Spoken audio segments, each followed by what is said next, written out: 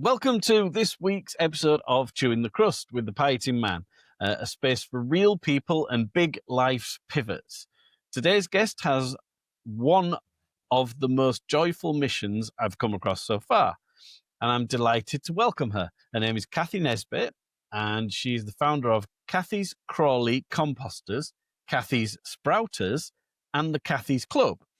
She sells worms by the pound for indoor composting, grows sprouts as nature's original fast food, and teaches laughter yoga as medicine for the mind. Cathy believes worms will help manage waste, laughter will support mental well-being, and the sprouts will feed us when we need it the most. She's educated over 100,000 students and spent more than 20 years turning doubt and adversity into resilience and purpose. She even calls laughter the fastest happiness hack, and she's here to show us why.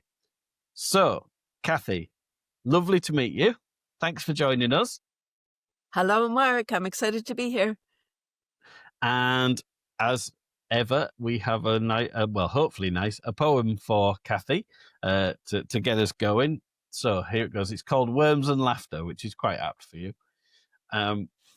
Cathy finds wisdom where most never look, in laughter and worms and the life that they cook. She shows that healing can quietly grow from soil beneath and the joy we let show. Her spirit says gentle, her purpose sincere. She teaches the world how to breathe while we're here.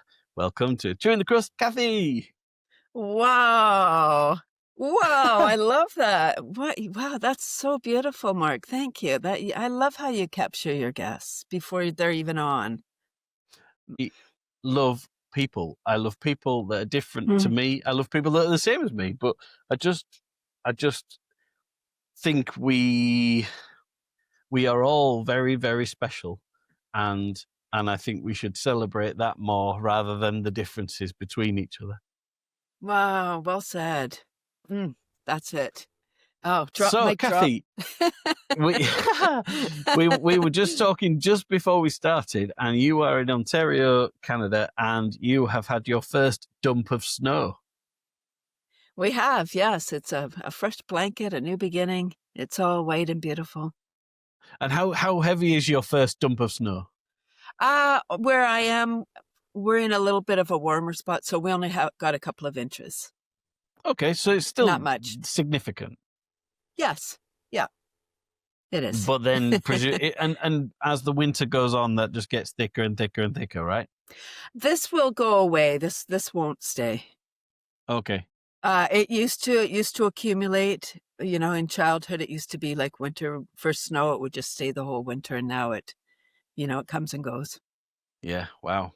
And is that relative to presumably being near Lake Ontario? Does that keep you warmer? Yeah, possibly. Yes, and we are quite south too. Yeah. Oh, right. Okay. Yeah. Of course. You sort of is that near Buffalo? Is that sort of near the border? Is that? Yeah. It is. Yeah. Yeah. It's a few when hours. I say drive. Near, I'm talking like American near, Canada near, not UK near. Right? Yes. It's relative, right? Exactly. I love it. So, Cathy, tell me about you. Tell me about growing up as Cathy Nesbitt. Yeah, I grew up in Toronto, largest city in Canada. Pretty kind of normal childhood, I guess, whatever that means. Yeah, well, right? Yeah, whatever that means. Yeah, I mean, I would, just kind of, yeah. I had I would say a pretty happy childhood, except I was shushed as a child. I was told, because I would wake up in the morning talking, like, they need me, Cathy, Chatty Cathy doll. I had a Chatty Cathy doll even. And my brother broke this. So Chatty Cathy was, you pulled the string and whatever time my brother cut the string, he was like, you don't need a mentor. I actually got sad at that time because then I was like a bird that couldn't sing. So I became quiet, and now I'm a speaker, and I'm so grateful, Mark. I look back, I'm like, oh, thank goodness I didn't talk all those words. Now I I have good don't think they're a stories to tell. finite resource. and No, but it makes a nice and was story. that was that the same at school then? You were, did you become quite quiet at school as well? Oh no, at school I was very chatty. I would, on my report card it would always say, she talks too much. Yeah, same. I was always the same. Yeah. But imagine, I don't think we're supposed to be quiet as children and sit still and do what we're told. No, again, I said this recently. I think all children are born geniuses, and I think we beat it out of them rather than the other way Yes. around. Yeah, Oh, but I love that. Well said. yeah, but I think it's sad when you see that, especially nowadays. I think the world is a bit more free and a little bit less. Anything should be seen and not heard. And I think when you do occasionally get a glimpse of that, it's actually quite a sad thing to see now, isn't it? Mm, yeah, absolutely. Yeah. I like your But it's comparison with birds. I like that because you should hear the song for sure. right. Every song, like, maybe you don't like crows and ravens, but, they have a story to tell too. Mm, Um, Yeah, and actually the birds, if we're talking about birds, they are fascinating. Their vocalizations, the different ones, like blue jays can mimic everyone. Like you think you're hearing a mm. blue jay, but it's a hawk. I'll tell you what is interesting. I until about 3 years ago, I'd never been across the Atlantic. I've never been to the US or Canada, but I traveled to the Cayman Islands to see my friend who lives there. And historically, I've always been to Europe or North Africa, which is kind of the same landmass. Mm, And I found it compelling because I love wildlife and I've always liked birds and trees and plants and things like that.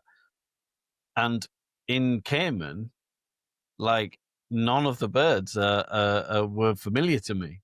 mm, Whereas everywhere else I've ever been, you see familiar birds, and that was really strange. mm.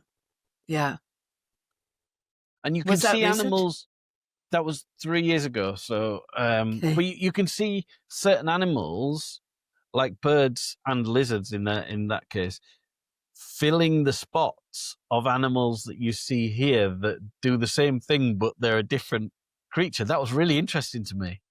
Mm. Yeah, different environment, different. Yeah, I love it. But still Yeah. doing the same thing. We have Mm, blackbirds, which I mean, I don't know a great deal about blackbirds, but there was a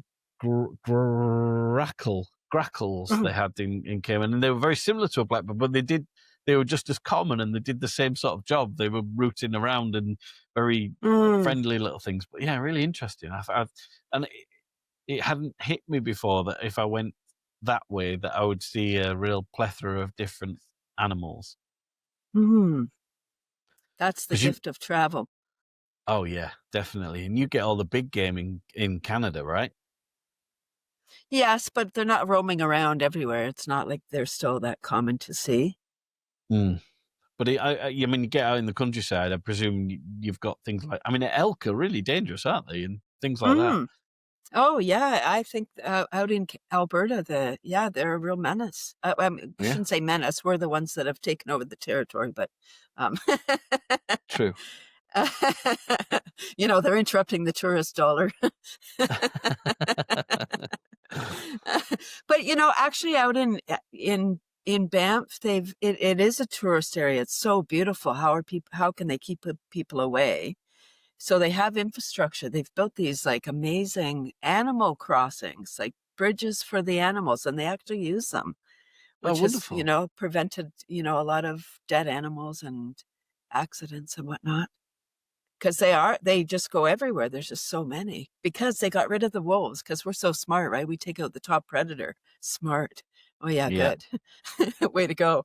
And so now yeah, they've introduced wolves again, which is really fascinating because now the elk population, of course, everything's coming back into how it's meant to be. yeah, And that's harmony. the thing. We need to look after the small things, but we really need to look after the alpha predators as well so that they can right the system, Yeah. right? So that we Well, I don't mean, have too many. they always say the biggest interruption to an ecosystem is to take out the apex predator. So, things like sharks, bears, wolves, all of the things that tend to hurt us, which we've taken away. And that's why the damage that does to the ecosystem is all. And then you become overwhelmed by certain things because there's nothing controlling them. Right? Or you introduce something because we're so smart again, right? Like introducing raccoons. And raccoons in Japan, there was this, it's not funny, but it's kind of funny because we're funny what we do, the things we do, because we think things are so cute. So they loved the baby raccoons. So someone, maybe an emperor, I don't know the story, but someone brought a raccoon over, gave it as a gift. And then, of course, raccoons are adapters. And they ended up making their homes in like the old wooden churches and temples. And they're a big problem now. Raccoons have taken over. I didn't know that. In Japan? In Japan. I didn't know that.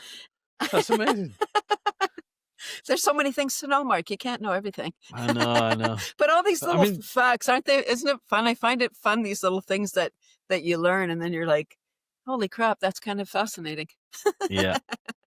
Only things like pigs and cats have been so damaging to islands, but that we Brits stuck on our ships and took all over the world. And I think they say the dodo was kind of wiped out by pigs rooting around and taking out the birds and the eggs and everything like that. But yeah, quite damaging, really. Have you always had an interest in nature and natural history and those kind of things, or because you seem quite green? Would that be fair? That's the feeling I get from you. It is, and it's just it's kind of just living a simple life. It's we camped as a family. That was what we did for vacation, was we'd go camping on the weekend. So I was introduced to nature that way. Maybe as a kid it wasn't like, sometimes it's like, I want to be in the city with my friends or whatever, but it was such a great gift because it forces you to slow down. You just have the nature to amuse yourself, and it's so wonderful because there's so much. You can never get bored if you're engaged in nature. It's interesting. I'm not really sure, other than my camping experience, why I'm like I am, but I grew up in the city. I couldn't wait to start gardening and composting, and I moved out of the city in 93, bought a house, and I still traveled to the city for work, and I would take the commuter train. and I if you compost, the more you put in, the more you get out, the better your garden grows. It's kind of the rule. And I would take an ice cream bucket on the commuter train to collect my coworkers' lunchroom scraps. I worked in an office. I know. And I'm sure they thought I was nuts. For me, it was just something to do, because the more you put in, the more you get out, the better your garden grows. So let's talk about composting then, because we've kind of jumped a step. What took you? Where did your introduction to composting begin? Back in childhood, I had a German lady that lived next door, and she had just a food pile behind her shed. That was her compost pile, but she would just had a bucket, toss her scraps out there, and her garden was magnificent. I didn't know anything about compost other than I didn't know what it was. Yeah, so that was my first introduction. It's interesting because my family didn't garden. And my mom was really, she's still here. She was a real clean fanatic, like hospital clean house. And it was very stressful. And because that's not how I am. I think I'm with the opposite, but you learn adaptive behaviors. I think, since your show's about mental health, I think we can get shaped by our, but then that's not really us. And then when we get out on our own, then we become who we are, I think. And as far as level of cleanliness, kind of, or tidy. And in your head, are you quite a scientific person? Are you because I mean, for me, that's my background, and but I think I'm scientific because I had an interest in nature. So, and then that would interest me in composting. Strangely, before we get onto it, I remember distinctly when I was about 25, maybe a bit younger than that. I worked in a pub near where I live now, and there used to be a guy who used to come in, and he used to talk to me because I think he knew of that I was doing environmental science at university, and he would talk to me about vermiculture. So he was obsessed with these different types of worms and the castings, and that it was the future, and he got set up this business and all this kind of stuff. And it used to really intrigue me. I thought about it a lot, and then that waned, and you sort of forget, and then only maybe 5 or 6 years ago, I got really interested in it again, and I got a worm farm. So I had a worm farm at home, and I found it hard to use because a worm farm, for people who don't know, is like it looks a bit like a beehive, a modern beehive, and it has plastic layers that have a sieve-like bottom to each layer, and you put the food in the top, vegetation predominantly in my case anyway, and the worms, you get them in a bag, and I think we're going to go into this, but and they basically compost that, and as the waste becomes more composted, the bottom layer gets emptied, and you put that into your garden or into storage, into a bag or something, and then that goes back to the top, and it rotates like that. And I found that because it was actually only a small space that was in each one, I was having to chop up the food into, almost blitz it, in order for it to be eaten up quick enough to work. And I actually, in the end, I got rid of it for that reason, and I just have a compost heap now. But it's one of the plastic ones, so it's almost like the same theory. It's just that we only empty the soil out the bottom once a year, or once every now and again. So is that, I mean, the difference from what I think you do is you do it indoors. Yeah, indoors. But to answer your question about if I've always been into science, or Sorry, I yeah, would say I'm going to go back to but I wanted to address that because I was thinking about it, going like, my initial thought was, no, I'm not into science at all. I'm just curious, but that's science. Yeah, absolutely. And I have a psych degree, so I'm curious at why people do what they do. I'm fascinated by people. Anyway, okay, so so interesting. And it's interesting what we perceive of what, even what is science. Of course, I have a science mind, right? Because, And so for me, an inquisitive person is a scientist generally. Right. Yes, exactly. Just like the thing of, are you creative? Like everybody is. Yeah. Right. I'm not an artist 100%. where I could paint something. I mean, I could paint something, but no one's going to want to look at it. I'm right. I'm more an admirer. Okay, so back to the compost. And I love that you had a worm farm. That's so great. And your comments are absolutely valid, because it's a process, right? It's all science. The whole thing is science. That's why it's so beautiful. And all the students that I took on, like after starting my worm business. But so it is indoors, yes. So for the do-it-yourselfers, if people are comfortable handling the worms and doing that part, a tote is a better option than one of the systems, because the trays can be shallow on those. Yeah. Right? Like they're great because they do have the sieve bottom. I love how you explained it. That's perfect. You have your food on the top, the worms go up. They eat the food scraps, they eat the paper. It's aerobic process, meaning with oxygen. Yeah. So it's not going to smell like you're rotting food. There's a lot of objections because we're dealing with food waste, which is like, it was yesterday's food, but today it's the devil, right? It smells, it attracts rodents and flies. Well, just because we're in a place in our world where we're so disconnected from everything, which this really goes to the mental health, because it is all one. But, children really think that food comes from the grocery store, not from a Yeah. farm, that somebody grew it, that, it starts with a seed or an egg, or, or something. The whole process has been disconnected, and we just go for convenience. And so bringing back the compost is such a wonderful way for us to slow down, to be engaged with what we're doing. Like, what are we doing? Like, why are we in such a rush?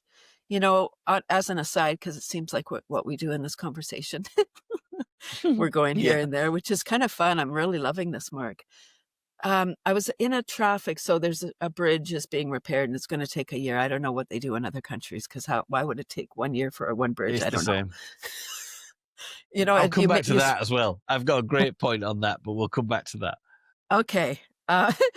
So either going into town or out of town, you're going to be in traffic, which is fine. So for me, I don't have a cell phone, so I just get to look around and just breathe, and it allows me time just to be. And I had an epiphany the other day. I was like, here are the people. You could either be mad, like, this bridge, and be mad about the 20 minutes it's going to take you versus 2 under Yeah. normal, right? Because you're just going, doing, you're not moving. Okay. And I was like, most people are just texting anyway. They're just sitting there because you're not moving. You're not supposed to, but they are anyway. So, but it was just so simple to me. I was like, wow, people are probably mad because they're like, I'm going to be late. I thought, whatever the thoughts are, instead of just being present, just like nothing it's a moment for a pause. Oh, it's like a built-in pause. Yeah, I agree. I actually put a section in my book about that because as a child, I don't really remember ever being someone who said I'm bored. It wasn't Mm, something that I had, because I used to think, and that I'd go on adventures, and I would oh, imagine things, and I would invent things, and I would imagine what I was going to do at school tomorrow or whatever it was. I would be away with the fairies when in those scenarios. But isn't it interesting that now there is no such thing really as boredom? People fill waiting for the bus by staring at their phone. Any pause, they've got something on them whereby they can just be entertained or busy. And I think that, particularly in children, is a massive loss, mm, because, as you say, we now call that mindfulness. It used to be something everyone avoided because they were bored, but now it's mindfulness, and it's something everybody seeks. So mm, the answer there is that we've got it wrong, you know. So, but yeah, I 100% agree, and that was where I dreamed about becoming a scuba diver, or it's where I mm, decided I was going to be a teacher and a police officer and everything else that I never ended up being.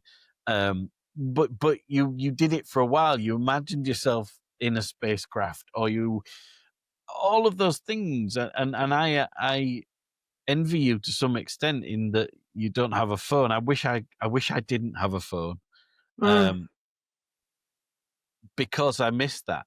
I try to be present. I try to take things like when I walk the dog. I try not to wear headphones because I want to mm, hear the mhm, wildlife, or even just the cars or the birds.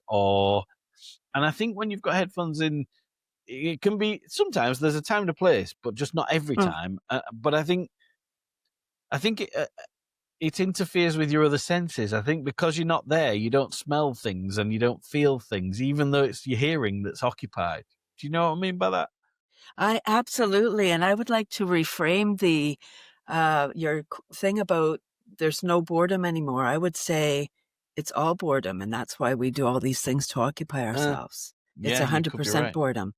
We can't be alone. Because we can't think anymore. We don't Uh, have imagination. We need to be fed all the time. Yes, it's fascinating. I'm 63, so I'm at a age that I didn't ever have it, and as an avid environmentalist, that's what I call myself. I'm I think it's kind of a form of cheapness or frugalness, because when you're green, when you're living a sustainable life, you're not spending money. Like you're reusing things, you're more creative, you're more imaginative, you're Uh, innovative. Again, kind of to the science where you're like, how else can I do this without spending, like having to go up buy a new thing? mm, Because shopping isn't ah, my thing either. I don't like shopping. So it's like I was designed for this life, right? uh, Like taking my food, and I love cooking and I love eating and creating food. I know that I'm not wasting the food when, like with the scraps. The scraps are food for something else, which is my worms. And then the worms poop feeds me because it grows more food without chemicals. uh, So it really is a beautiful metaphor for life. The worms have given me so many nuggets on how to live. And I, and I do a lot of school workshops, and I do say this depending on the grade. That if we ate like worms, I'm not suggesting people eat rotting food and paper, but if we ate like worms, if we ate like worms, we would poop like worms. We wouldn't spend hours sitting around and like struggling in the bathroom. We would, get in, get out, do it, get our job done, and move along, because our body would be regulated. yeah, It kind of matters that all of these things are important for our well-being, like for our mental health, because when our body's functioning, that means our mind, our physiological things like pooping and sleeping and eating regular and, mindfulness and just slowing down and being present, not always looking at something because we don't have attention anymore. uh, If you go to a restaurant, often people are on their phone, yes. But even if two people are having dinner, if one gets up to go to the washroom or whatever, the other one immediately pulls out their phone like they're so uncomfortable, just looking around. I don't know, just doing nothing, like just uh, like we always have to be doing something now. uh, And that's a part of the mental health with that is that these things are designed to make us addicted. So we uh, are like the software, the hardware, always something new, like all the dopamine hits that we get when someone likes our thing or they share it or they say something nice. Or the opposite, we're looking like, oh, if someone says something mean, oh, we're right on it. Like, so we're engaged. So we feel like we're part of it. But it's like a movie instead of living in real life. I'm a camper. I love being in nature. I love going for walks. I love just sitting outside. I love being outside. And like you said, listening to the birds and the nature. Um, People say that, young people today don't like to go camping because a few things. Why would I camp on the ground when I have a comfortable bed? Okay, it's valid. I guess so. Um, I did it virtual, like virtual reality. I did a thing, so I've done it. Or I saw a movie like so I've done it. Like they think they've done it if they've seen it. It's like, oh my gosh, no. It's right. It's like we're so connected, we're so attached to looking at things on the screen uh, that we don't need to do them anymore. Like, oh, why would it that seems uncomfortable. Why would I do that to myself? I'm okay here. Like we're always looking for comfort. And uh. it's in the discomfort that I think the magic lies, out of where we're in our safety zone. Yeah, it's interesting, isn't it? Because I think there's a correlation as well between, and I presume it's the same in most Western countries, that children just don't play out like they used to. Mhm. I had this conversation recently, and it's been on the radio show that I listen to quite a lot.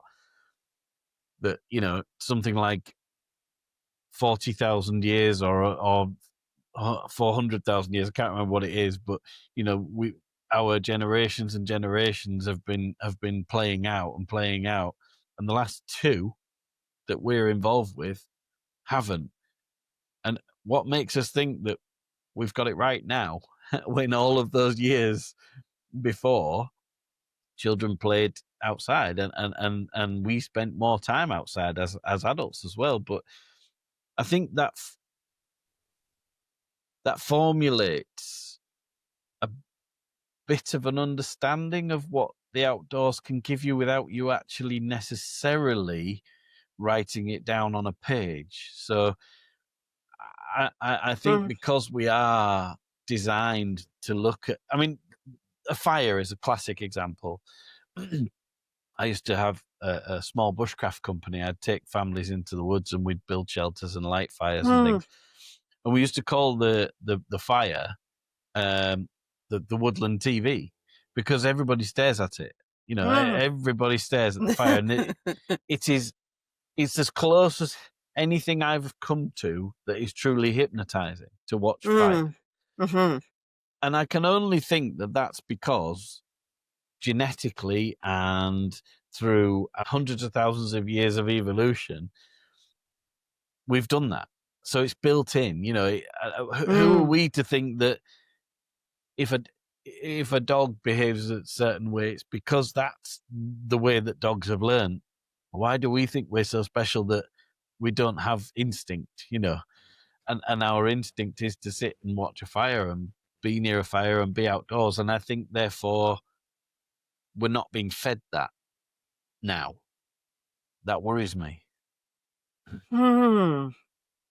And the natural rhythms. When you were talking about the fire, and then the fire goes out and we go to bed, and or it gets dark, we go to bed. But now we have 24-hour light with electricity. Wow, it's really fascinating. It seems like I just keep having all these insights that with our conversation, like mental health is solved. Like just go There's outside. there's nothing. It's so true, though. It's so true. But there's nothing that makes me more sad. I don't think there is anything that makes me more sad, other than really, really bad things, but just in Mm, day to day life, than when it's dark, hearing a blackbird over here singing, which is a bird that only sings when it's light. And that's because of unnatural light that's existing outside, mm, and it's just confused. When I know how valuable sleep is to us as humans, it kills me a little bit to hear that those poor little things are just confused because mm. of our doing. Yeah. Yeah, it doesn't seem like rocket science. No, no, I think rocket science spoilt it. It's fascinating. I think this is it's really interesting. The correlation between the things that we're talking about, it's really simple, Mark. It's really simple. The older I get, and I guess that's what they say, there's wisdom with age, because as the years go by, you're like, wow, time does go fast. You're like, holy crap, how did I get here already? But not only that, you can see back and go, oh, not to have regrets, but just you can't connect the dots going forward because there aren't Mm, any. It's mm, just looking back. And that's what I feel like our role is. I think, you know, because you were born before technology as well. Today, like the kids are born and the technology is there, and it's really like the babysitter. mm. And the our brains aren't. We need to develop before we get addicted to those technologies, I believe. So what was office life like for you, or do you still partake in office life? You talked about going into the city and working in an office. What was that like? Yeah. Oh, so I grew up. I was born in the '60s, and I don't think a memo went around or anything, but the message that I got was that girls could have 5 jobs, like secretary, nurse, stewardess, waitress, teacher. I think those are the 5. So I'm like, oh, short list. Again, it wasn't a cognitive thing, but I was like, Mm, okay, I'll be a secretary if those are the choices. And I took all the courses. Like, thank God I took typing. Like, that's what a great skill today. yeah, Yeah, so I became a secretary. I was a great secretary because as a people pleaser, what a great job, right? Tell me what to yeah, do and I'll do it. And I'll do it better than anyone because, you know, of the insecurity part. Like you don't want someone else to do it better and then you're gone because everyone's replaceable, right? yeah. Like all the things that you learn, the conditioning, Mark. Oh my gosh. Anyway, so I was great secretary, but I got bored. I got, I would get bored, and I would, I changed jobs so often. I had so many jobs. I worked for every company. But I would quit my job knowing that I would get another job, even though the silly slogans like, oh, you need to have a job to get a job and you need experience to have whatever. It's like, how do you get experience if you don't have it? How do you get a Uh, job if you have a job? Like, how do you lie about how many appointments you can have? Right? For interviews. yeah. So to be honest, I mean, it gave me all the skills. Like I was a secretary for 20 years. Can you imagine? Wow. And I loved it. I loved it. Because I didn't know any different. I didn't know there was all these options. I don't know what the heck I would do today with all the options. I'd be like, oh my gosh, this is, if I go to, in Canada, we have like 6 different kinds of chocolate bars. If you go to the States, they've got like 55. And it's like, oh, how do you decide? Like, it's like, oh my God, that one looks good. Now, like, it just, like, there's just too much choice and it's overwhelming. That's why I feel like I'm kind of glad there was 5 choices. I mean, it seems so limiting, but at least then I could decide. I could be like, okay, that's easy enough list. But today it's like, oh, you could do anything. It's like, oh my God, what do I do then? And I'm sure that's how it is for young people. Uh-huh. Can be, right? Overwhelming if there's no guidance, and there I think isn't. so. Because Yeah, no, I think so entirely. And it's funny because I always look at Canada and I think of Canada as being, you were talking about wisdom coming through age. I always think of Canada as being like the wise older brother to the US, and that what you're saying about the chocolate bars is so true. We've just narrowed it down to 6. We haven't got time for all the messing about with the 55, and when they're just like the colourful, oh, let me have this, let me have that, I want more, more, more, and Canada just like shaking their heads and thinking, no, you'll learn. or not. Yeah, maybe. Yeah. Yeah, and I was So getting my psych degree. So I was getting my psych degree at night again. So working as a secretary, the last 10 years of my secretarial life, I was a temporary secretary. I was like, worked for an organization called Kelly. I was a Kelly girl for 10 years. And so I would do like vacations, sick leave, mat leave. I would just be the fill in, and, fascinating experience again. I don't know how it is now, but at that time, if you worked temporary, the belief was that you weren't smart enough to hold down a real job. oh, really?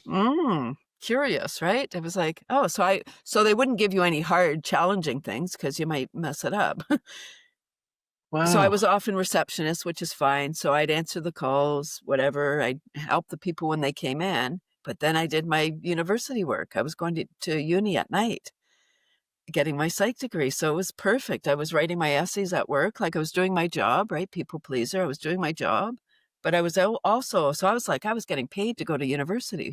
It was beautiful. I think I've always had a different way of looking at my situation. Yeah. I think that's what, like, looking back, I didn't know at the time, but I think looking back, I didn't understand all the slogans. So I kind of lived by my own drummer. I'd be like, okay, whatever, I'm going to do this. Fine. Like, think that I'm dumb if you want. That's fine. Yeah. And don't give me jobs. I'm studying anyway for the good. Bugger Yeah. off. Yeah. Yeah. Yeah. And you have to be fairly independent to work, to be a temporary worker, because you don't make connections because people know you're just the temp. You're going to be leaving.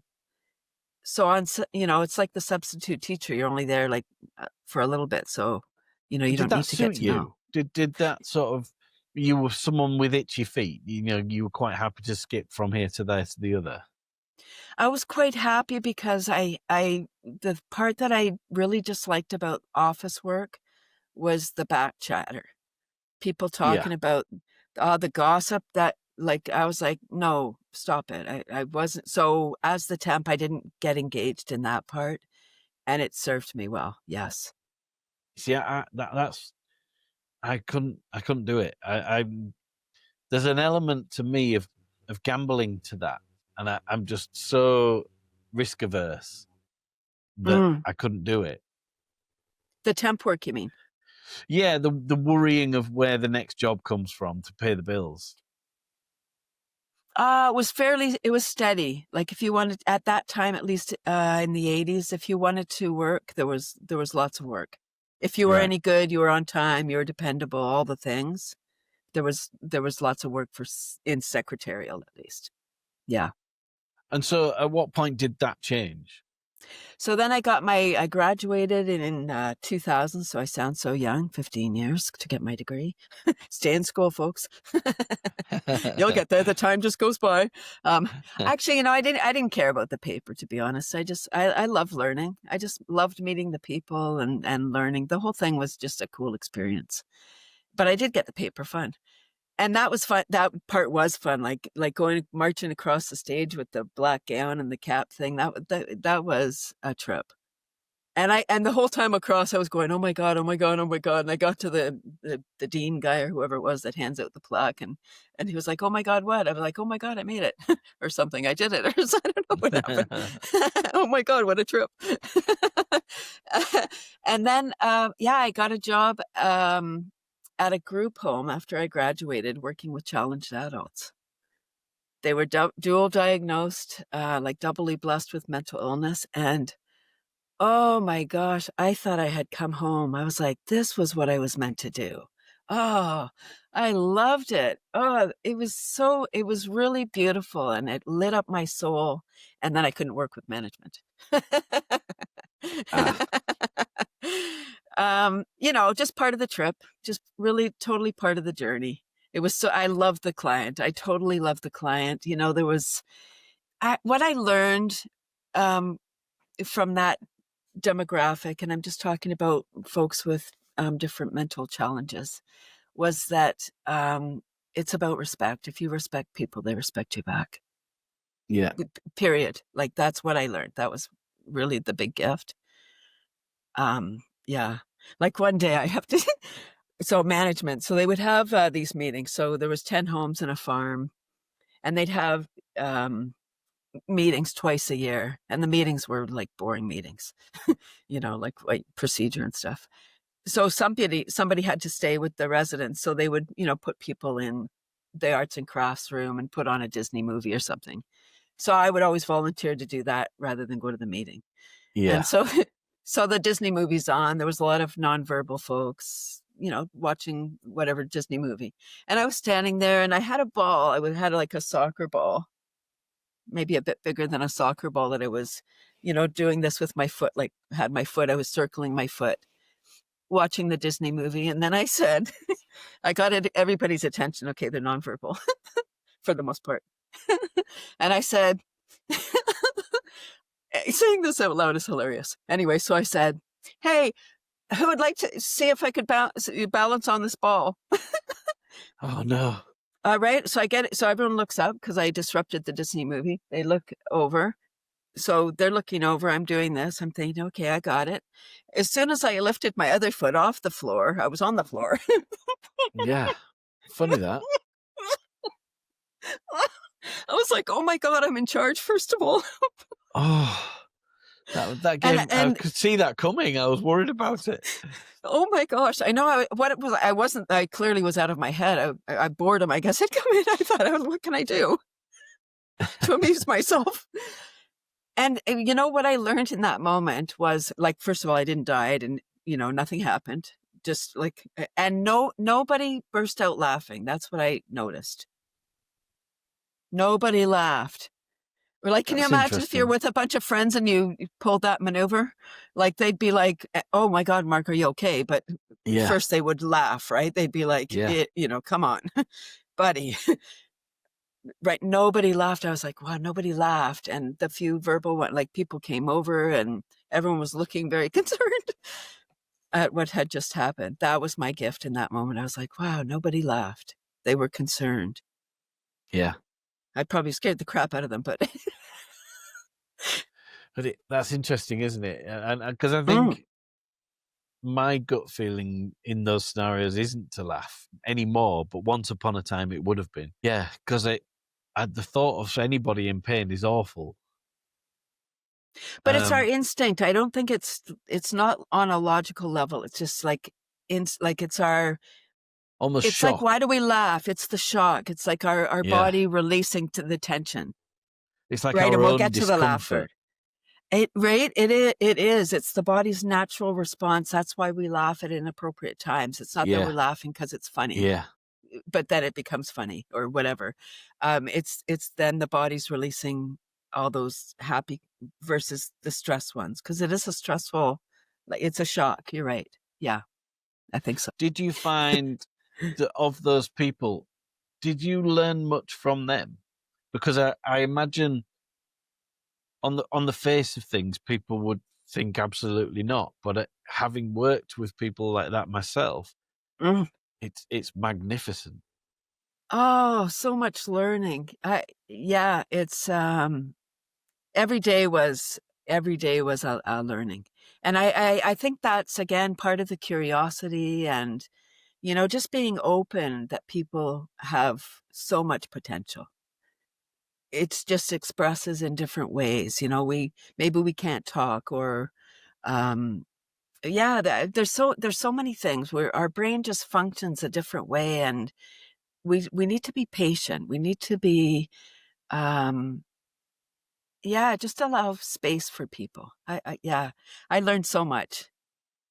Yeah, I think working with people like that has taught me not to judge, because Not to there's judge. magnificence in everybody.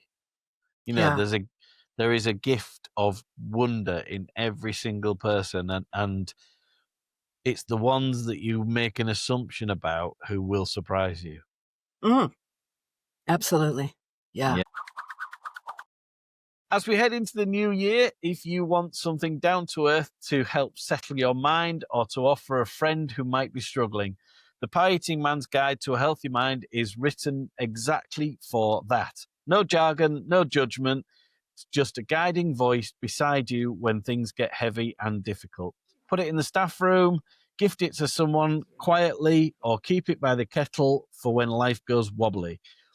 It's available now on Amazon, or you can contact me by email and I can organize a signed copy for you. Thanks ever so much. Yeah. So do you think that specific scenario had an effect on your involvement with laughter? Or do you think your involvement with laughter looking back is linked with that? With that incident? The fact that nobody Or laughed on that day? oh, no, I don't know that it's attached to the laughter part at all, but that's interesting connection, because I wasn't laughing yet. I mean, I was, but you know what I mean, not as a laughter professional. Yeah. Because I mean, that's interesting as well. So you're still in the psychology industry. What happens then? Yeah, then I left the group home. I went to school working with one student.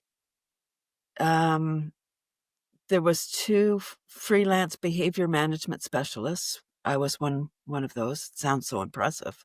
It doesn't fit on a business card. And freelance meant I didn't have a safety net when I got injured. Yeah. So I got injured, and I came home from work that day, like one client, and I got injured. Come on, there was 3 staff, like one boy and 3 staff. Anyway, so I came home from work that day, and there was an ad in the paper, and it said, "Are you a woman? Do you have a business idea?" And I had the idea about the worm business. I don't think we talked about that, but did we talk about that? We've been on for No, a while. no. I'm waiting. I'm interested in that. So from this, secretarial, I get my psych degree, get the job at the group home, get injured. And so I came home from work. There was an ad in the paper. It said, "Are you a woman? Do you have a business idea?" And I was like, yes, I do. And so I turned to my husband. I said, "I'm quitting my job. I'm taking this course." It was a 6-month course to write a business plan. And Wow. so there's so many synchronicities. If we pay attention, again, we can't connect the dots going forward. So 93, I move out of Toronto, buy a house. I can't wait to start gardening and composting. A teacher friend in 93 asked me to look after her worm bin for the summer. Okay, I'm curious. I don't want worms in my house, but I'm curious. I guess I am a scientist, Mark. I take on the challenge, and I think we should do things. You know, people will be like, oh, you won't like that. Well, can I try it myself? Okay, so I tried it. I didn't like it. I hated it, by the way, my first attempt. And because I was a fruit fly farmer, right? I didn't want to befriend the worms. I would open up the bin, throw the food in, close the thing, fruit flies. I was like, But the fruit flies are just decomposers. They don't cause any challenge for adult or like for people or pets. They just bug us because we call them bugs. And I'm Yeah. hilarious, so you can laugh too. That's fine. So at the end of that summer, I was able to keep the worms alive, right? Because the fruit flies were just like pre-chewing the food for the worms. The worms didn't care. They don't bug them. They're like, thanks, fruit flies, if they could talk.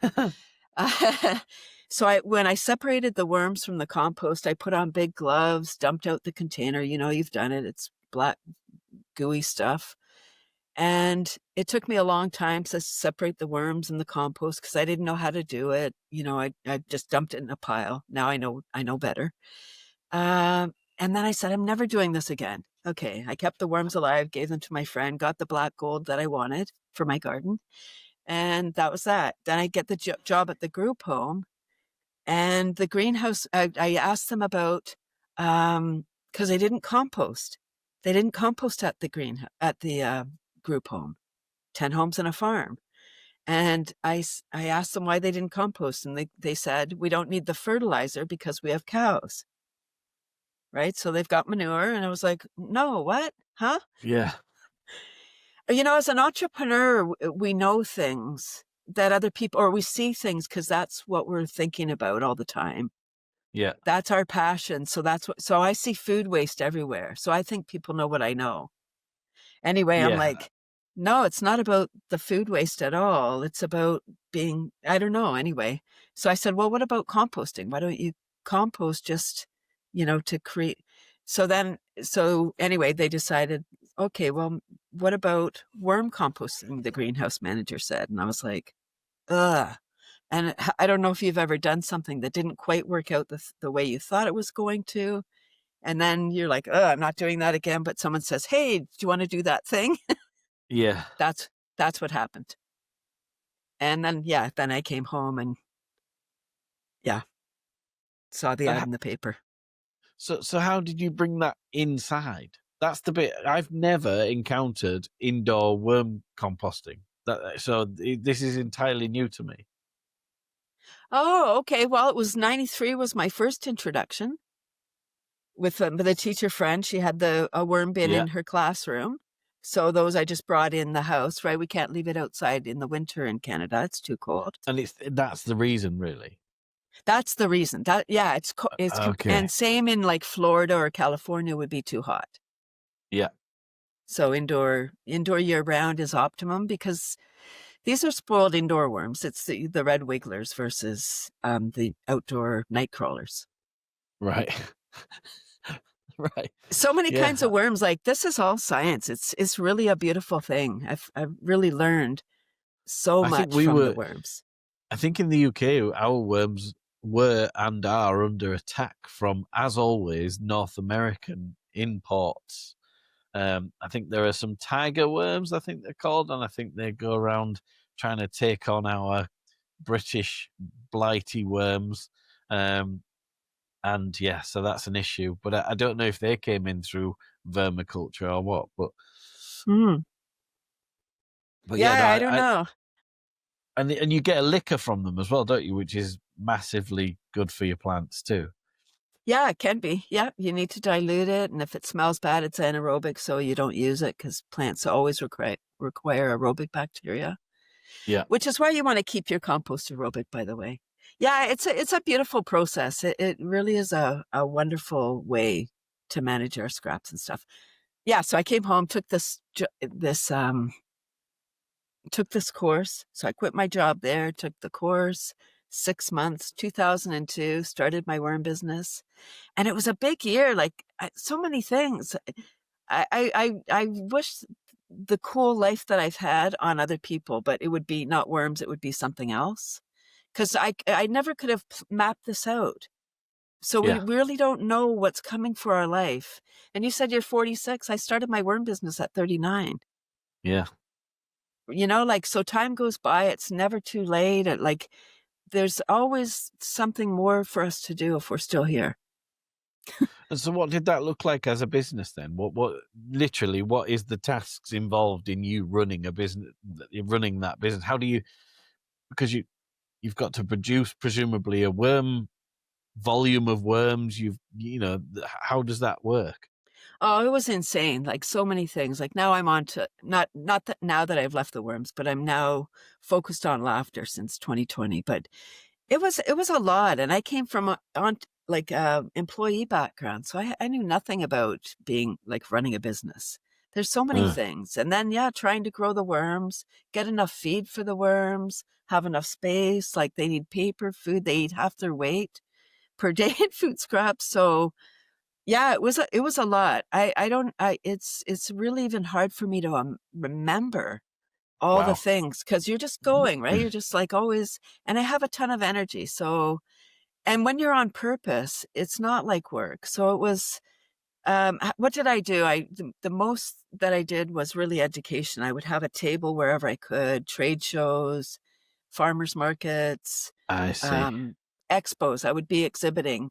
And I was branded early on in my business. Someone said, if you're going to be speaking or exhibiting, get t-shirts. So you always know what you're going to wear. I Yeah. was like, oh, that's a gift because I'm not a fashion person. I don't know clothes.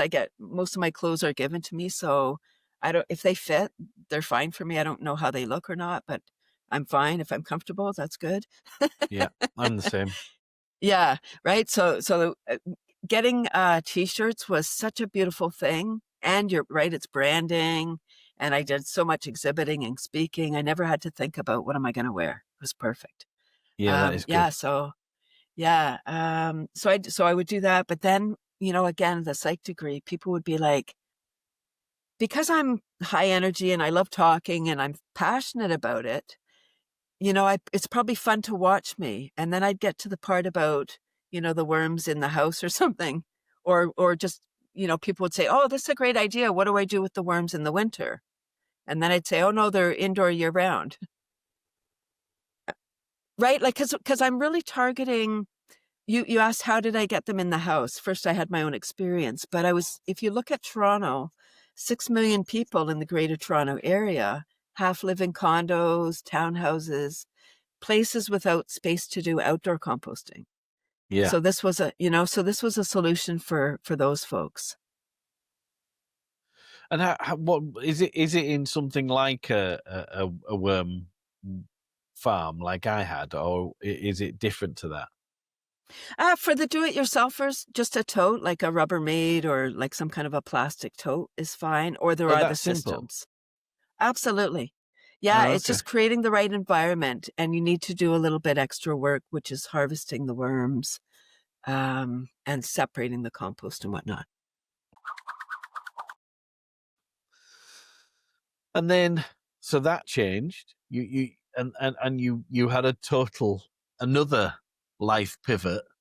What brought you to the end of worms and moving into laughter?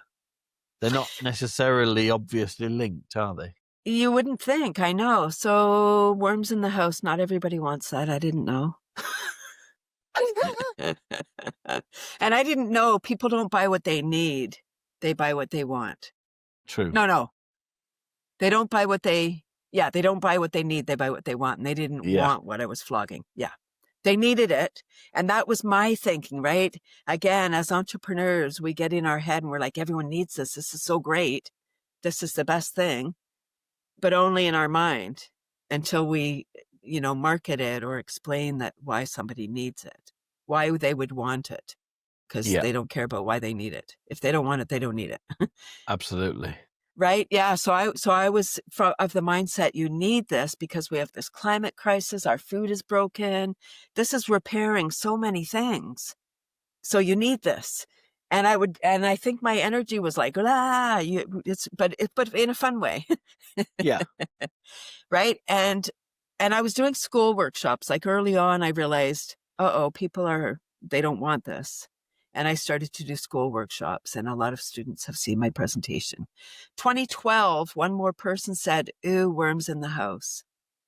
Oh my gosh, and I'd heard it hundreds of times, but I was like, no, you need it. That one day in 2012, I was like, I know that I froze. I was like, oh my gosh, I don't know what to do. 10 years I've been at this. I've done a lot of speaking, a lot of media. So back to the psych degree, I realized people have been traumatized as children by worms. In the schoolyard, a fishing incident, the green goo, a sibling stuffing a worm down their something. So if you were traumatized as a child, you're not looking to that, right, as an adult as a solution. So I had a lot of things to break through to sell my product. And then they also breed more than rabbits. So I don't have repeat customers either. Yeah, true. Oh, You should have success stuck all the way. that's your problem. You should have stuck to outdoor wormeries, and then you would have had repeat customers all the time. Or selling the compost, not the worms. Yeah, right? True. Yeah. Right. My whole thing was all mixed up, but that's why I believe I was guided to do this, to be the talking worm. It was my role to set this up. Anyway, never mind. So 2012, then I was like, I don't know what to do. And the very next day I was introduced to laughter yoga. Like the very next day, you can't make this stuff up. And the very place I wrote my business plan for my Wow. worms 10 years earlier. Wow. Because they had, they would have speakers, they would do networking meetings and whatnot. So the speaker did a 5-minute introduction to laughter yoga. And I don't even do yoga. I don't do regular yoga. I jumped right to the fun yoga. It's not doing yoga and laughing. It's laughing. It's laughing and deep diaphragmatic breathing, gentle movements. It's just pure fun. I have actually witnessed it, although I haven't taken part in it. There's a festival. In fact, it's the festival where I met Arsenal. We were talking before the program about a previous guest, Arsenal Whittick, who's been on the show, who is just such a wonderful human. But as soon as we met, we just connected. But anyway, that's another thing. But from where we were, it was in a mental health part of the festival, and there's like an open-sided tent where they do quite a lot of different well-being things. They do different types of yoga, and they do the laughter therapy or laughter yoga. And I think this is going to blow the socks off anybody who actually knows me. I think I'm too shy for it. And I'm prepared to try anything. But I think the worry is looking silly. So how do you break me? Love it. The idea with the laughter yoga is to get out of your head and into your body. If you're thinking, I'm going to look silly, what's going on? Right? Because then you're in your head. That's your brain. That's your ego. And the brain's role is to keep us safe and to conserve energy. So it knows what to do when you've encountered something. When you have that dispute with the family member, they say the thing and you get back in the same old. That's the brain going, I know what to do here. Boom, it jumps into. So what we do is if somebody is hesitant to laugh, they're like, I don't know, and they don't want to come, maybe they're dragged to a laughter club. We just say, allow yourself permission to play full on. And it's childlike playfulness. It's not jokes or comedy. It's not logical at all. It's pure fun. It's silly, all right. You're going to look ridiculous for sure. Yeah. And it's being open-minded to that. It's training somebody to just be totally open-minded. It's allowing yourself permission to play, which we've taken away that playfulness, and that's all it is. It's weird. And let me tell you about the first time. So yes, so that's what I would do, is ask you to allow yourself permission. The body doesn't know the difference between real and simulated laughter. So once we understand this, if you need the logic and the science part, the body doesn't know the difference. The mind Yeah. does, yes. The Yeah. mind does, no question. The body is the feeler. The body's like, pew, pew, pew. As you're laughing, ah, ha, ha, your body's secreting all the love drugs, dopamine, oxytocin, serotonin, and endorphins. I say, have you had your daily dose? Mm. Laughter is the best medicine. Everyone's heard this, and it's the truth. So the body's like feeling great, ha, ha, ha, getting fully oxygenated, because when we're laughing, so when we're stressed, blood lymph oxygen leaves our frontal lobe, so that those fluids can go into our muscles so we can escape, even if we're escaping our mind. Laughter, we're exhaling, ha, ha, ha, ha, ha, ha, ha. In order to keep on ha, ha, haing, I gotta take a nice deep breath in. We don't have to think, breathe in, breathe out. We're doing it just by laughing. So, okay, 2012, I was introduced to laughter yoga. That same week, I was at a networking event, hundreds of people, 2012. The very first woman I met was a laughter yoga teacher. Come on. I said to her, laughter yoga's mainstream. Because I'm the center of the universe, obviously. I heard of it twice. And she said, no, it isn't. We trooped around that night. Everybody we met, I said, have you heard of laughter yoga? Have you? Nobody had. And I was like, oh my gosh, okay. Worms, now laughter. Okay, what's going on here? I went to her laughter club. Toronto's a massive city. Massive city. The woman that I met, her laughter club was 5-minute walk from my mother-in-law's place. Wow. You can't make this stuff up. So I phoned up my mother-in-law and I said, hey, Mary, do you want to go to a laughter club? And she said, what's that? And I said, I don't know, but I don't want to go alone. So we went, and it's weird. Like, there's clapping, there's chanting, which is the word, it's ho, ho, ha, ha, ha. So it's not like om or whatever, any kind of mantras. It's like ho, ho, ha, ha, ha. Deep breathing, just fun. And we were playing, we were doing what we were told, because she said, allow yourself permission. So we were, but we kept doing the side eye thing, like looking at each other, like, exchanging those nonverbal cues that you do with family. What the hell are we doing here? What are we doing here? What's going on? I don't know. Okay, we kept going. When we left, so we're walking back to her condo, we're like, oh, that was so weird. Yeah, that was odd. Oh my gosh, I feel great. How do you feel? Yeah, I feel great too. Let's make it a date. Let's do this every month. It became our monthly date night. It was so because it's allowing yourself permission. Yeah, you could be in your head. You could be like, no, no way. What am I laughing? And I have experienced people. So when we can break through to the people that are in their head, the logical people, they're our best advocates, because they're like, no, I was a skeptic. I was like, I didn't believe that. Like, I could just laugh and feel better. Yeah. Yeah. It's scientifically proven. Back to science. Yeah.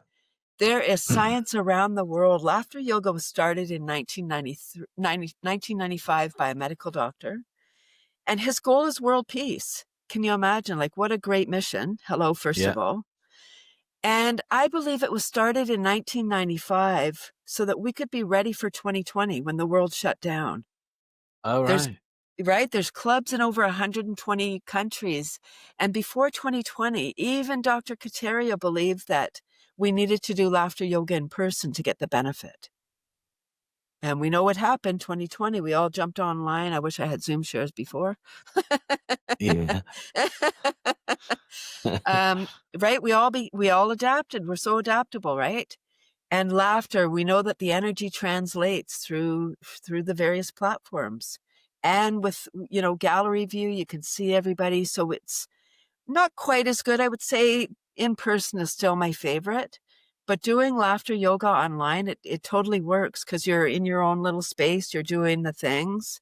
You have space to move around in your own, and making eye contact. So it's It's really beautiful. And we really, I believe that we have a global mental health tsunami now. It was here before 2020. It's not new. It's just bigger now. It's just Yeah. more prevalent. Yeah, I think with it, if I was in a room doing it, I think it's a bit like fancy dress. If you go to a fancy dress party and you're the only person that isn't dressed up, you look silly, even though everybody else is in crazy clothes. And I think Yes. that's how laughter yoga for me would work for me. So if I'm in the community and I'm the odd one out, I'm gonna take part. Or if I'm there with somebody else who really wants to do it, that would help me as well, because I like to be a comrade, in those scenarios. But the thing with laughter is it's one of those things, a bit like a yawn, that is truly infectious as well. Absolutely. And I imagine that's one of the wonderful things about it, that it may start as a practice, but by the end of the event, I would imagine everyone's just falling about laughing, and genuinely. That's it. It could start off as simulated or fake laughter, and then, and that's fine. Like, ha ha ha, your brain is still secreting all the love drugs. Like, it's still the same. It's the same. You get the same benefits, but I believe when it triggers into become real, it just is more like a fountain. Then it's just like flows more effortlessly, and it's just freeing. Without asking you to do an event on this, how can you do that as a regular session? What is there a structure to it of some kind? Absolutely, yes. So laughter yoga is a cardiovascular workout. So just like I don't do yoga, but there's just like any kind of workout session. There's the warm-up session. So we do clapping when we're clapping palm to palm. So we're activating meridians in our body. And the rhythm is 1, 2, 1, 2, 3. The words are ho, ho, ha, ha, ha. And that primes our brain. The words could be anything, couldn't it? Yeah. Absolutely, yes. That's just priming our brain. So then when we come to the club, again, for the people that are logical in their head, it gives them something to do with their hands. Ho, ho. And then it's like Pavlov's dog. Now we're starting to realize, oh, it's happy time. I'm doing that thing again. And I'm making that Can happy I just sound. say, no word of a lie, when I think about you doing this, and this has happened 4 or 5 times in the last 5 minutes, I get a wave of, I don't think it's adrenaline, but a wave of joy, and the hairs on the back of my neck are sticking up just talking about it. So I'm a convert. In 5 minutes, I am a convert. But the thought of I think it's just because laughter is so absolutely wonderful that the thought of that group of people laughing is just a wave of joy that keeps going over me. It's wonderful while you're describing it. It's changed my life, Mark. It has freed me. I on a level, so I've been laughing since 2012, really laughing since 2020. And in 2020, I took a deep dive into the expression, laughter's the best medicine. And I was, there was all kinds of online summits and all kinds of things. And nowhere to go. So I was using my time as a philomath, a lifelong learner. I was jumping into all of those summits. There's summits for every part of the body and all the fluids and all the things. And I think one of my gifts is I'm able to learn something and then share it in lay terms. And so that's what I did in 2020.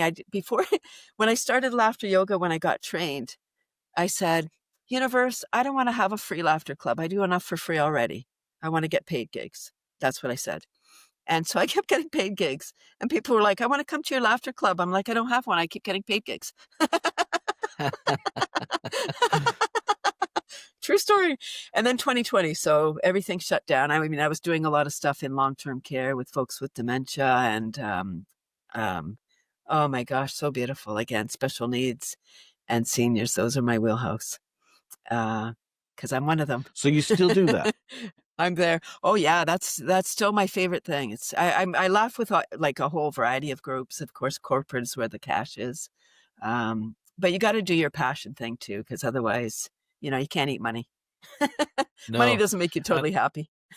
No, and I've also killed my hobby by trying to make it into a job in the past. Mm, And that's very dangerous. absolute right. Sometimes we need to have things that are joyful just for joyful sake, not for like, oh, you should do that as a business. It's like, nah, that's my hobby.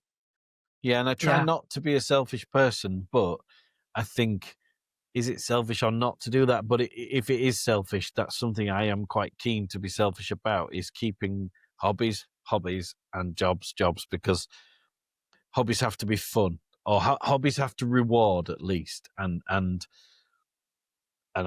mean, it sounds like laughing yoga is possibly the most rewarding hobby you could possibly have. Oh my And gosh, profession. it's so beautiful. I have so many wonderful experiences, and that's what it is. They're moments of joy, because when we're laughing, it's an electrical chemical experience, right? We're secreting all the love drugs versus the stress hormones, and we're oxygenating our whole body and vibrating at a very high level. So we can't be depressed and laughing at the same moment.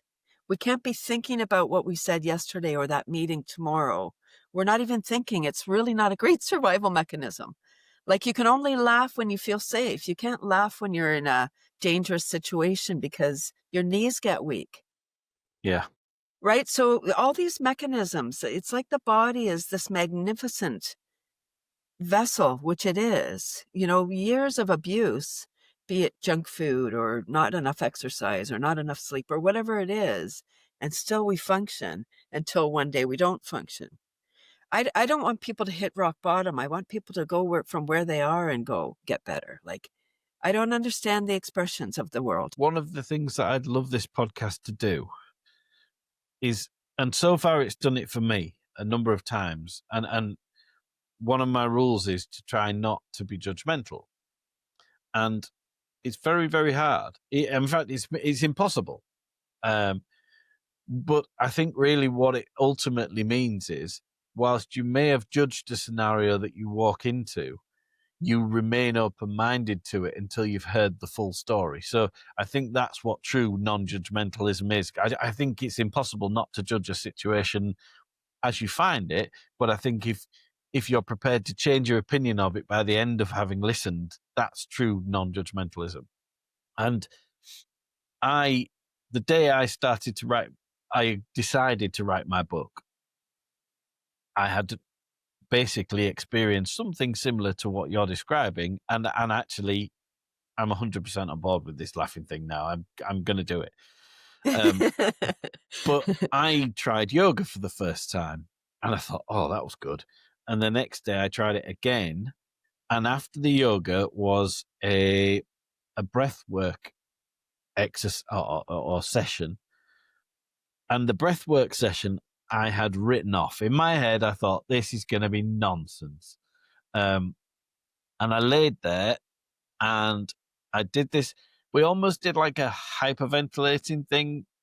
And man, did I get a high from that.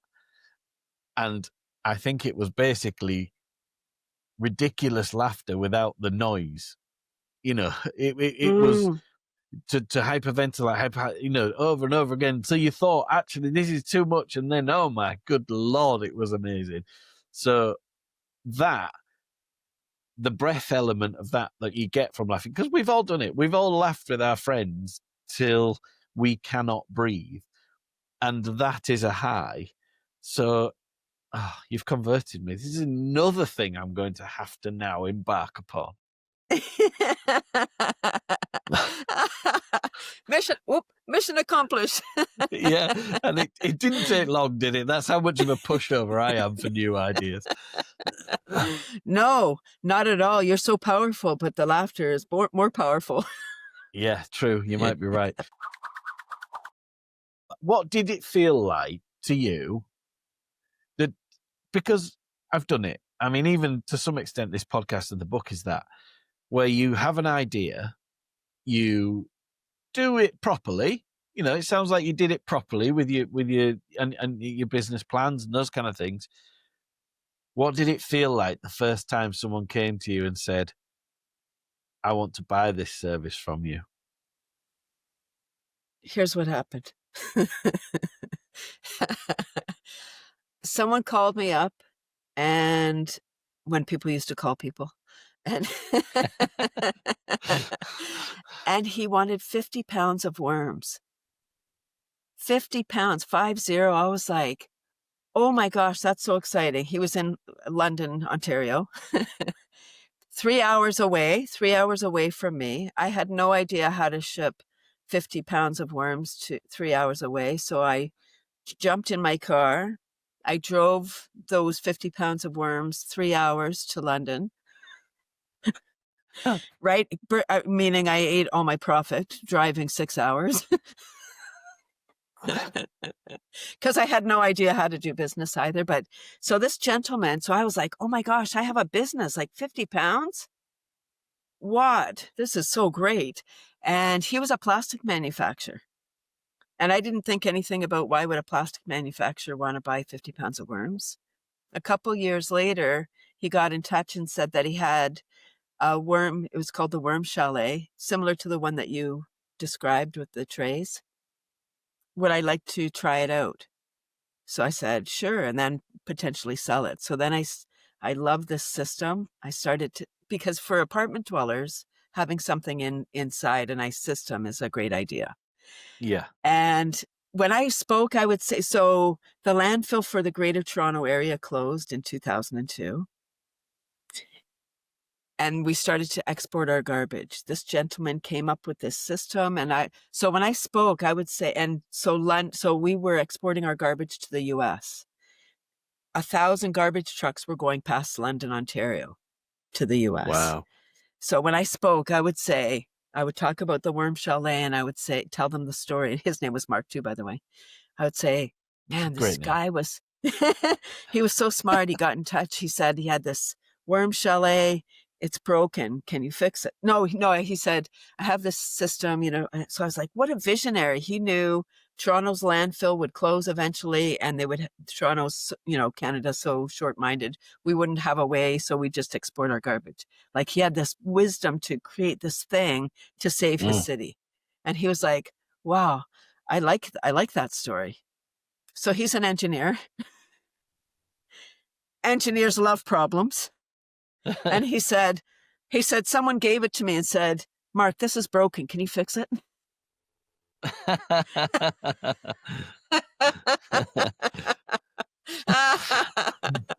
I said, I like my story better too. Yeah, I like your story. And then, and the same with laughter then, because you're doing your laughter clubs, and they're from what you've said, it sounds like they were free. Yeah, I started my online laughter club in June of 2020. We're locked down, but okay, now's the time for my laughter club. So I started June of 2022, so coming on 5.5 years. Every single Tuesday for 5.5 years. And I get around maybe 30 little Zoom squares now, right, consistently. Nice. I incorporate tapping, brain gym, qigong, because I'm always learning more things. My goal with my club is for people to, I don't record my sessions because I want people to come and just play. I want people to come and experience, just experience a moment of joy, especially during that really challenging, scary time that was 2020. It was like the world was falling apart. I mean, we were literally all locked, like the world. Who knew we were going to live through a pandemic? Wow. Crazy, right? Anyway, so I incorporate all these beautiful like, tapping EFT. You see, this is the next one you're going to break me on, because I have tried tapping, and we should talk. Tapping is where is it yoga? You're probably better explaining tapping than I am. Yeah, tapping is called EFT, emotional freedom technique. It's tapping. It's self-administered, or you can do it for other people, but you're tapping on certain meridians. It's like acupuncture without needles. We're tapping instead of using needles. And with tapping, there's kind of mantra you tap on certain points. I'm just tapping on certain meridians, 4 in fact, and I can show you right now. Just tapping here under your pupils on your cheekbone. This is stomach meridian. And so it's tapping and breathing. So you would breathe in and then exhale with a sigh. And I'll talk about the sigh in a sec. So tap that stomach. So if you have an upset stomach, tapping on stomach meridian may settle your belly. Or if you're feeling really spun, tapping here helps to ground you. We've all heard of grounding. So that's one way. Second one is on your collarbone. This is kidney meridian. So the last point on the kidney meridian before it goes into the cardiovascular. So again, tapping and breathing. Take a breath in. Keep going. And notice how you feel as you're tapping. It's very simple. And exhale. And then on your thymus, I don't know where your microphone is. Yes, there. So. So thymus is where your T cells go to mature. So great apes will, Not my pound cup on of their T chest. cells. No, the cancer fighting cells. Poo-poo. Oh, right. Okay. Right. So you want to keep your thymus stimulated. And then the last part is just tapping on your ribs, and that's spleen. So, 4 spots. Come to my club and I tap on those 4 spots every week. That gets us into our body. So that's just one way to wake up our body. We do a few deep breaths. We do some gentle movement. I'll put on a song if you can dance around in your space or just wiggle around if dancing's not your thing. But remember, you're in your own Zoom room. My husband is trained with me. I'm a laughter yoga teacher. He's a leader trained by me, trained by the best. And so now we co-lead the Laughter Club. And Mark, it's this beautiful laughter has changed my life in that I'm more physically fit because it's a cardiovascular workout. I laugh with intention every single day. So I'm fully oxygenated, dispensing my own love drugs, like we're in charge of our own pharmacy, right? We're secreting the love drugs or the stress hormones, our choice. And I know people know this, but we've made stress a perpetual habit. We've zoom around in stress and we're like, oh, I'm so busy. Oh, I'm so stressed. Well, you put that head on. Yeah. We could doff that. Like, we really need to be more intentional with our energy.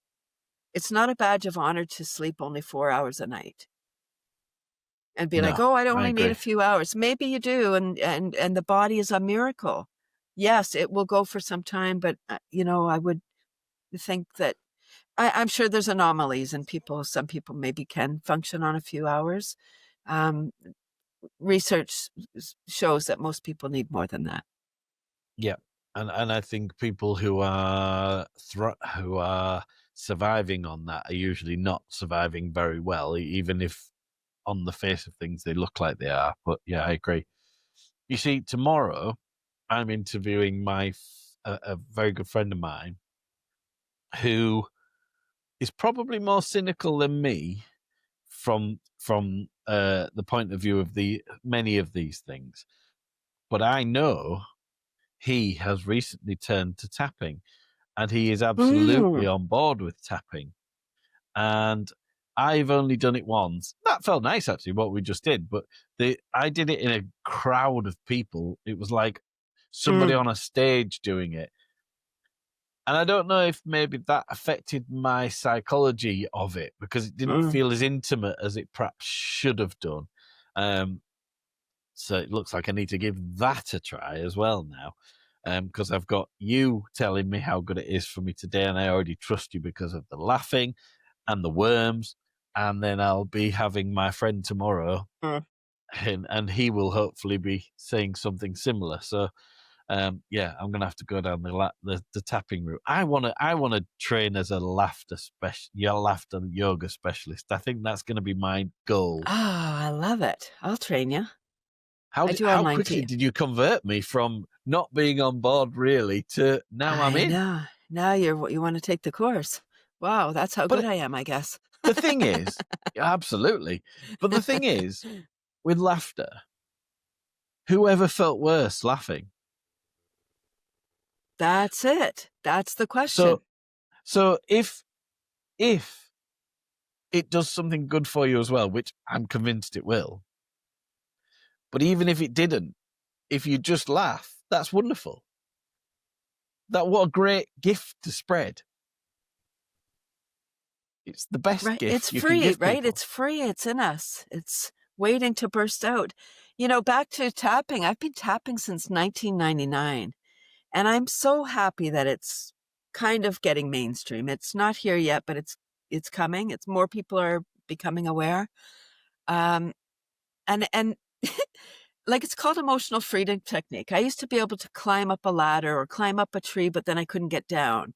And so my husband was the one that would clean the leaves out of the eaves trough. And then I was introduced to tapping. So it's about getting over your fears. You do a whole mantra, even though I have this fear of falling or whatever, deeply, whatever, whole mantra, tapping on the spot. So I was like, I wonder if I could overcome my fear of, climbing down. Maybe I could do the eaves trough. Okay. So I tap, da da da. And one day my husband came out. I was standing on the edge of a railing, like just reaching over, trying to get a few leaves out of the eaves trough. Like I didn't even get on the ladder. I just was reaching over, like very dangerous. And he's like, he didn't yell at me, what are you doing? But he's like, hey, what are you doing? Like, get down from there. And then I started laughing. I was like, oh my God, maybe fear keeps you alive.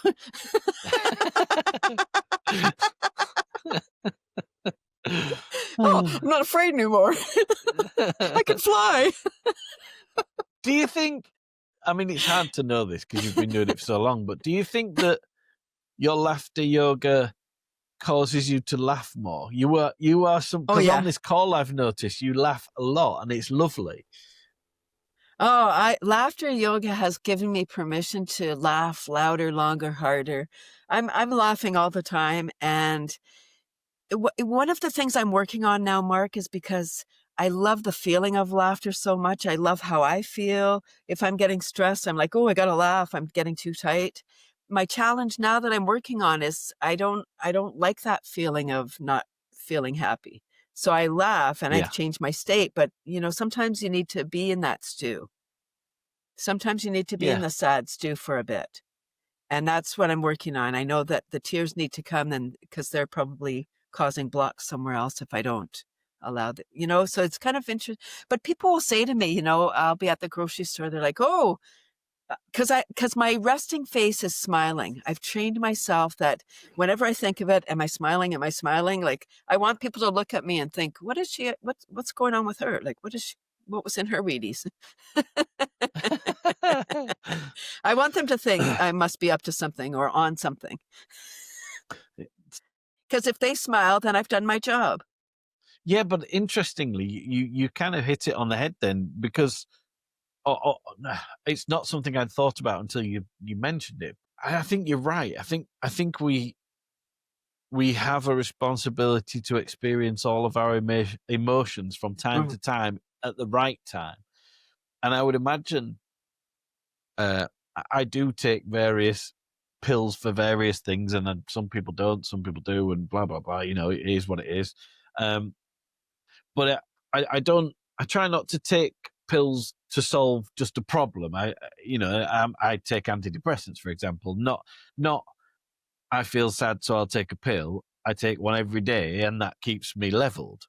But I think from what you just described, there would be a danger of almost using laughter like a pill, and then not going places you perhaps need to do. That's Is that it. what you were describing? That's it. Yes, exactly that. Yeah, I went to a breathwork session, And I was astounded at the tears that came up from that. And I guess because they needed to, like, in breathwork, whatever happens, it needs to come out. Yeah, yes, I agree with what you just said about using the laughter kind of as a chicken exit, like of Yeah. not dealing, keeping it light instead of going deep sometimes. Yeah.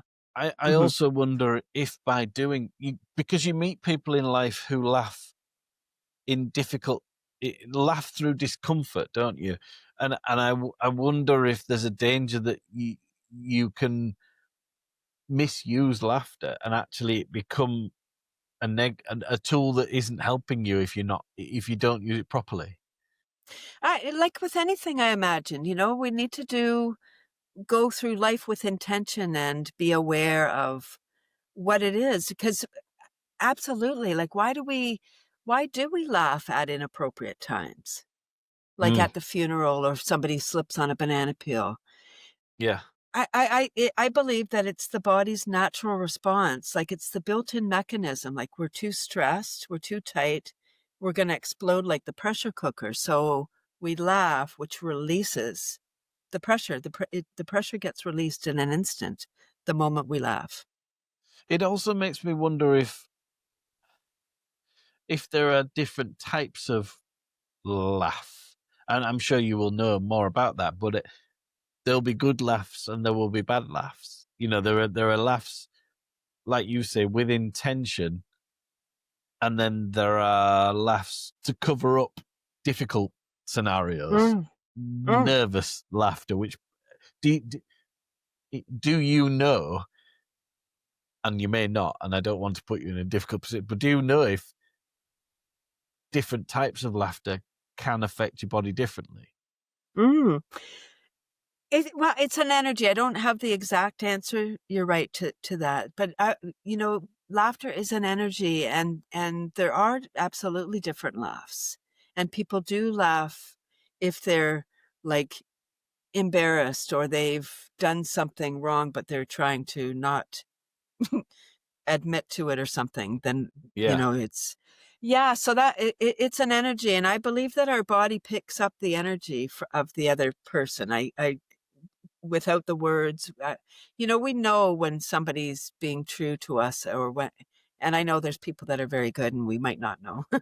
um, that's kind of a whole different thing, especially in today's world with this 2D scenario with screens and stuff. Yeah, Yes. I mean, I don't know more about that, but it is an energy, and Well, I I think just actually using the term energy, I think perhaps it encompasses the scenario, because I think laughter with energy, is proper laughter. Perhaps laughter without energy is actually just air and noise. mm, And I think you, as human beings, we can tell the difference. And I think one perhaps doesn't harm you, but perhaps doesn't benefit you. Whereas I think the laughter with energy has to benefit you. Positive energy, anyway. absolutely, yeah, it's contagious, as you said, and the eye contact, there's a thing called mirror neurons. Have you heard of mirror neurons? No, I don't think so. Mirror neurons were discovered the same year as laughter yoga, so 1995, and it's very few mammals have mirror neurons. Humans, apes, some bird species have it. And like, have you noticed if you smile at someone, they generally smile back? Or Yes. you see somebody sad, maybe you feel sad too. Mirror neurons. It's something in our frontal lobe that when we feel the emotion of somebody, we kind of take it on. So it's That's the interesting. empathy of the species. And so that's where laughter, when we're laughing, we're kind of mimicking the other. That's the contagion. And it's that sound of it, it's just a happy sound. And I said I would address the auditory. So when we sigh, when we breathe in, so a technique for getting out of stress, another way, if we don't want to laugh, is taking a nice deep breath in through our nose into our belly, and then exhaling with a sigh. Ha! Because we're never running for the bus sighing. We're never frantically looking for our keys sighing. So that's a signal to our brain, hey, I must be relaxed because I'm sighing. I'm making that relaxed sound. That's interesting. Hmm. And that tricks your mind. Because the other thing I've done, if you're running low on energy, you can take 3 seriously deep breaths, but the second 2 on top of the ones. When you think you're full, you take another one, and that's a little bit of a natural high, isn't it? It's a type of hyperventilation, I suppose. It is, yes, expanding your lung capacity. It's really vital, you know. There's so many things that laughter, best medicine, because it oxygenates our body. Did you know that in an oxygen-rich body, cancer can't survive? Wow, I didn't know that. Wow. Because when we're laughing, ha ha ha, our body, like oxygen going everywhere. We don't have to send it somewhere. It's just going there automatically. And we're changing the chemistry in our body when we're laughing. We're going from acidic to more alkaline. There's so many processes that take place in our bodies. And there was a scientist, he won a Nobel Prize for his work with oxygen in the body, and not laughter specifically, but just so when we're laughing, we're so there are lots of ways. So we're talking about changing our state by just taking in a breath and then breathing in more. When we're laughing, we don't have to think about that, right? If our exhale is longer than our inhale, and again, we don't have to think about it. We're just like, ha, ha, ha, ha, ha. And we keep on, ha, ha, ha, ha. And then when we're out of air, then we go, which allows us to get rid of. So usually when we're breathing shallow, and we're using a very small part of our lung capacity, which means that the rest is carbon dioxide going around our body. Yeah. So when we breathe deep, or we laugh, or we do these breath work, we're getting rid of all that stale oxygen and allowing fresh. I mean, as fresh as it is inside, but we're getting fresh air, clean air to come in. Yeah, And that's how again, powerful all we those are. negative stuff just going through your body, that the way you've changed your life over the last 20 years, the positives and the not engaging in the negatives in the office, and really taking on board all the worm culture and the laughter therapy and the tapping, you're going to live probably to about 150, I think. Thank you. I said it a year of 111, so thank you for 150. I like that. But it's now I'm a true. teenager. But I think it's so true, and I think the more we, there's that book Tiny Habits. The more we build small things into our lives that make a big difference, like laughter therapy. I mean, how hard is it to use that to your best ability once you know more about it?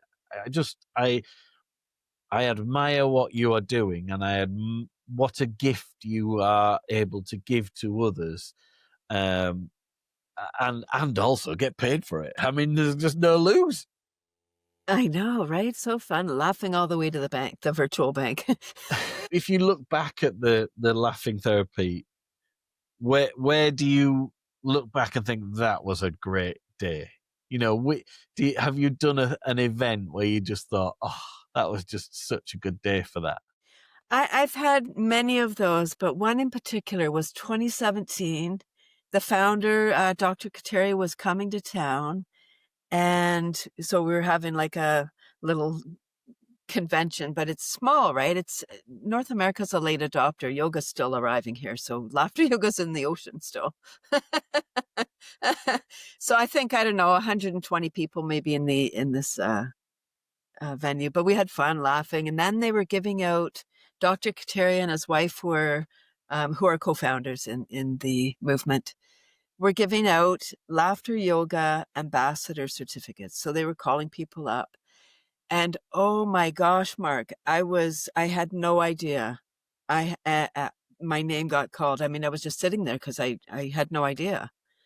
And, my husband's, hey, that's you. So I'm like, oh my gosh, like, because that was amazing. That was, wow. wow. So my mother-in-law was in the audience and my husband, and because it was such a surprise, and I am doing great work with laughter. So I'm so happy that he acknowledged that I was doing great work. Because, sometimes when you're marching along, you're doing things, you're not sure if anyone notices, first of all. And you're not sure, are you doing the right, everyone questions what they're doing, no matter who you are or where you are in your life, you question. That's the human state, I think, for us to just keep on questioning, am I enough? And so that was so beautiful. And I think what happened there was, before Dr. Kateri was coming, it was like, I was so thrilled that the founder of Laughter Yoga found his way to Canada, right? That he's coming here. Wow, so great. We need to fill the room. Like, this is important. People should know about this. So I said, we should have a contest. So I got in touch with him and I said, would you be willing to be the prize? If I have a contest, you and Marjorie, would you go out to dinner with the winners? Like, we'll pay, but, would you go and have dinner with them? That seems like nothing for them, just to give a bit of time. To get the most people, do you mean? To get people, like whoever sold the most tickets, they'd win a dinner with them, right? Wouldn't that be great? I don't know. It just came to me. So he said, "Oh yeah, great idea." And so I put it out on Facebook, and then people started attacking me. Like, even in laughter world, there's jealousy, or I don't know what it is. There's people going against, right? Like, oh, what are you up to? So, people were attacking me like, oh, who said you should have a contest? And whose idea was this? And what, I'm like, oh my God, I just want to fill the room. What's happening here? And so I withdrew, and I wrote the founder, and I said, we're not going to have the contest because I don't know, people didn't like what I was doing. And so I think that's why, I think he didn't want me to be squashed early in my laughter. Like, I was just kind of jumping into laughter. I don't think he wanted me to be squashed and go away. I think he saw potential in me. That's the story I'm making up anyway. And that's what it felt like that day. I was like, there is, like, it was so beautiful. And I really do wear that moniker proudly, because it gives me, again, permission to share this beautiful mission. I think you are very modest, and I think you believe what you're saying. Don't get me wrong. I don't think you're being falsely I don't think you're being falsely modest for a minute. But I think I don't think you got it for enthusiasm. I think you got it because if he has invented this process and he cares about it, he's not going to assign accolades to people just because they try hard. I think he really thinks you are something special, and you are something special. So I'm on board with that totally. And you've converted me. So. So good. Yay. Another one done. Yeah. Another one bites the dust.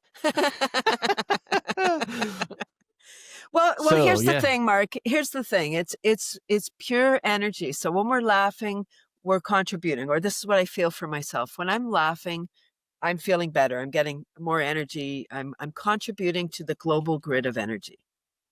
The opposite is true. If I'm feeling sad or depressed or frustrated, I'm not giving to the global energy. I'm sucking. I'm taking the energy. And it's that simple for me. It's really a choice, and a choice that I want to just contribute.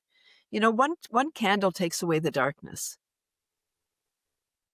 Yeah. The darkness can't survive with any light, but the light just gets brighter with more light. That's what I want to do. I imagine it like a web, and I imagine it that when you've got lots of good people around you and you are good to other people, everyone holds a strand. So all of the good people that you know, and all of those that you know about, you all hold a strand to each other. And occasionally, one or two of you will be struggling, and you can let go of the strands and lay on the web because you've built the web together. But if you don't do that for other people, if you don't have hold of 50, 100, 500 strands at once to hold them for other people, they won't be there for you either. So I think I think you have to in order to be supported and to get something out of this life, you have to put something in. And I think that materializes when you need it the most. That's how I think. I love that visual. Yeah, I concur. I love it. So, thank you. We're nearly at the end. Before you go, and I'm going to tell you something because I wrote it down at the beginning. You were talking about that bridge. Your bridge. Yes.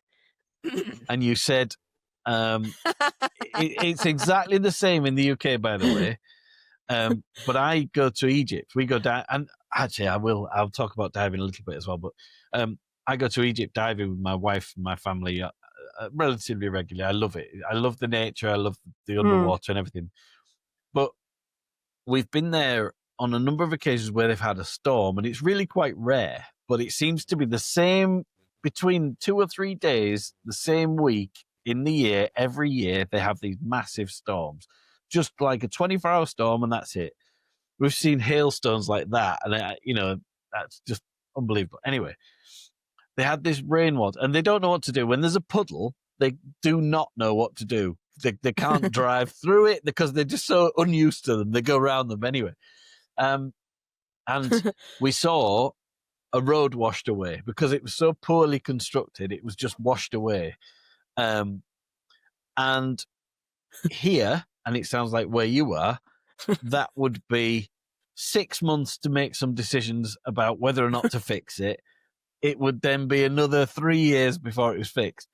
Literally, in 48 hours, it was done. The road was back. But that is why it washed away. And that's what we have to remember. Right, it washes away every year. Exactly.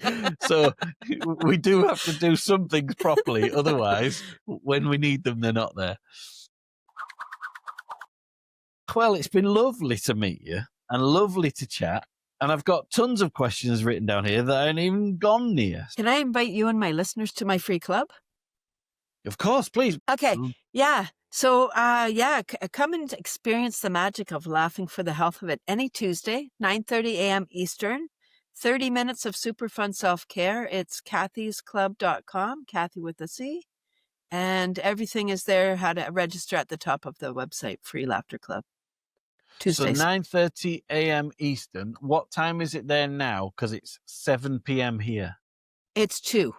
So 5 hours. So 5 hours. Okay, so it's lunchtime here. That's quite a nice time. Yeah.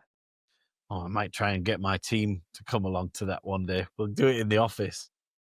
Oh, that's, you know what? When companies laugh together, it builds team building, creativity, absenteeism goes down. It just breaks down, it breaks down challenges and connects people on a deeper level. It's really beautiful.